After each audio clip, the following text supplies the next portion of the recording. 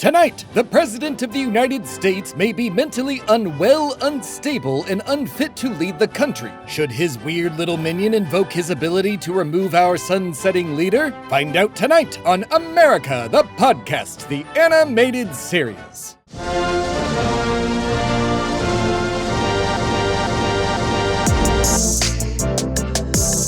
Hello, America!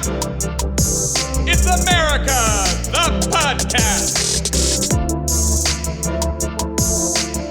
What did Vice President JD Vance do to that couch? These are the important questions I'm asking tonight on ATP News at 10. I think you should invoke the 25th Amendment. Does he even know what the word invoke means? Are you okay, dude? Not really. What's going on? I have a meeting with the Vice President later. Oh, yeah? What about? I'm, going to try and convince him to invoke the 25th Amendment. Oh, wow. Dang, really? Do you even still have clout with the regime? Not so much, despite my status as the embodiment of and only hope for these United States and her territories. I still had to go through Erica Kirk to even get the meeting. Not sure why. Well, irregardless, would you mind if I ran all of this by you? Wait, you want my opinion? Well, only because I'm unsure if my very important words will get through to this couch-groping grifter. Plus, he grew up as an American commoner like yourself, so in that sense, you and JD Vance are exactly the same. Oh, don't give me that look, and I mean that literally. There's a mask on the side of the couch that I'm going to need you to put on. All right. Like this? Yes, exactly. Okay. Ew, what is that smell? Couch cleaner. I'm told it's his preferred fragrance. I'm trying to get the full JD Vance experience before I advise him on what to do about his boss. Now, unless you have any more complaints, it's time for me to give JD a bit of advice. I could use some air holes. You'll be fine. Just take shallow breaths.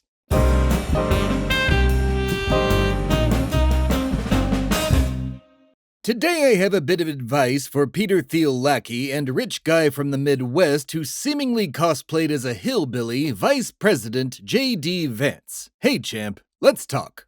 You and I both know that Donald is slipping, sunsetting, mentally deteriorating, or any other euphemism you'd like to use for the fact that his geriatric brain has gone from smooth to absolute mush since you both took office. I'm unsure if you are aware of this, but aside from breaking ties in the Senate, you essentially have no real power. There has pretty much never been a vice president that did anything truly meaningful, but you could actually be the first. While weak in ability, you, the vice president, hold a rarely used superpower, which is removing your boss and seizing the Oval Office for yourself. And believe me, JD, you would have almost no pushback, not even from the MAGA base. This power is known as the 25th Amendment, and I'm honestly surprised you haven't jumped at the opportunity to invoke it. In case you were unaware of this bit of our founding document, which seems to potentially be the case considering you've let this oaf hold office for this long, it allows the vice president and the majority of the cabinet to remove a sitting president when it is clear they are unwell or unfit to hold office. Between Donald's constant sleeping spells to his focus on a pond and monuments to himself, to various potential war crimes, to the rampant insider trading, to meetings in the Situation Room being held to discuss his relationship to Epstein and friends, removing Donald and sending him back to his golf course would be an easy win, my mediocre man. And I get it, you may be scared to pull that lever of constitutional power. I know you must have felt extra important when he picked you to be his running mate, and even more so when he chose you to be his scapegoat when negotiating with Iran. But you and I both know that the war was pointless and a failure. So, once you are done pretending that you have successfully ended this generation's quagmire, which to be clear, you did not, America could use your help. I know our leftist viewers likely won't agree with this proposition, and honestly neither do I, but we can all agree that you aren't dumb enough to nuke a nation.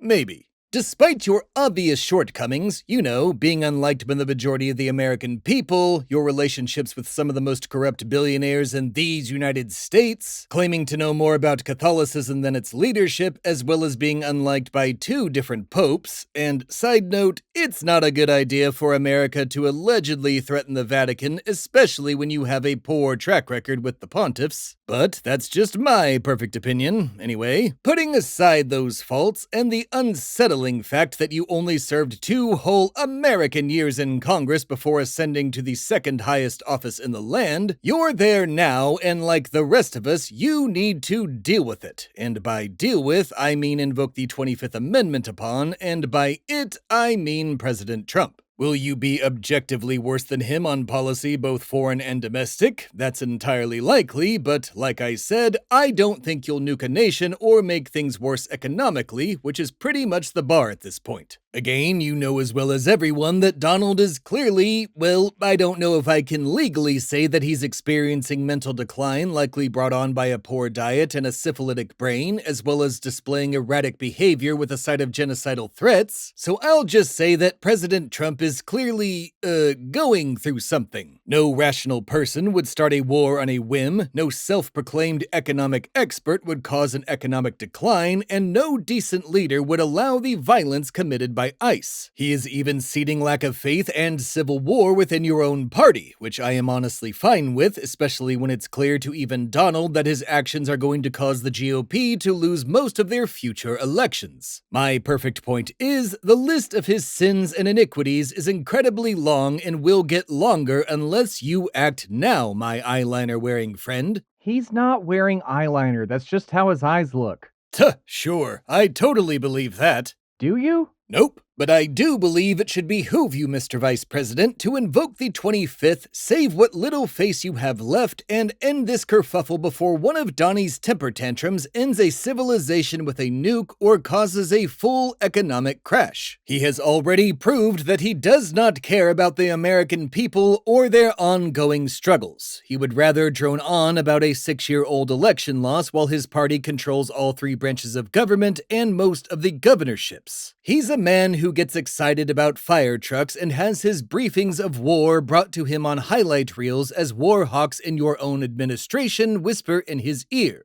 And I know I keep harping on about his mental acuity, but considering you need a healthy brain to properly lead, it's worth noting that there is a non-zero chance that he may or may not have the brain of a child. Meaning, to him, you and everyone else in this world are toys. He will gladly play Who Can I Bomb Next as if he is playing with dolls in his nursery. One of humanity's biggest mistakes is not taking madmen at their word. My hope, Mr. Vice President, is that you answer the growing calls for you to take action. Or maybe we're stuck in World War III. But from one human man to another, you can be different. You can have a soul. You have the potential to make things better for everyone. You can be the antithesis of what we all think you are, a rich guy looking out for other rich guys. Prove us wrong, James. Prove us wrong. This has been a bit of advice. Okay, how was that, Timothy? Timothy? Uh-oh. Medic!